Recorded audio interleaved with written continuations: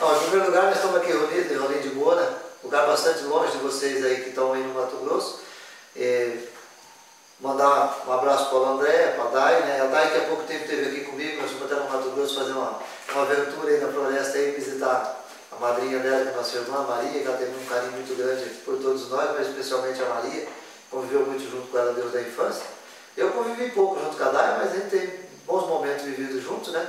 E desejo a você, Dai, tudo de bom, que você continue sendo essa garota simpática, alegre, sempre amiga da gente, muito carisma, tudo de bom para você, e a gente aqui sempre está com saudade de você.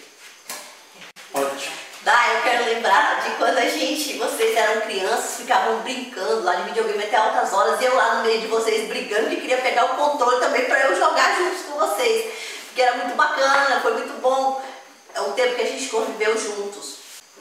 Dai. Você recorda a paixão que você tinha por noiva?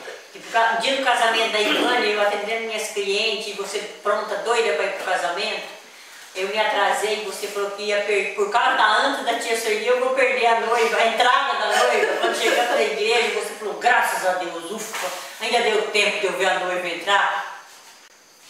Dai, minha sobrinha que eu ganhei de presente. Saudade. E Paulo André, continua um cara bacana dando nó na gravata pra mim, tá? Yuri? Não, acabou já, filho. Acabou, Ficar aqui só parado, você me racha. Mas eu vou deixar mostrar isso aí, ó. Acabou. Vai lá, tá gravando. Zé, não tem o que eu Pode falar, falar. Praticamente, eu vi você 3 vezes, você veio passar férias ali, ficou nem um mês, né? Então, meio difícil de falar, né? Você é uma bacana, ficou bem legal, bem religiosa, ensinou bastante coisa da sua religião pra mim. É isso aí. Beijo. Nossa, que fase, velho. Não consigo fazer isso, não. Fala logo, Eu não consigo aparecer no cinema. É só falar normalmente, fala. Eu vou aparecer no cinema. Nossa, que fase, velho. Fala logo. Eu não consigo aparecer no É só cinema. falar normalmente, fala. Eu vou aparecer no cinema. Vai, velho, fala normalmente. Tá.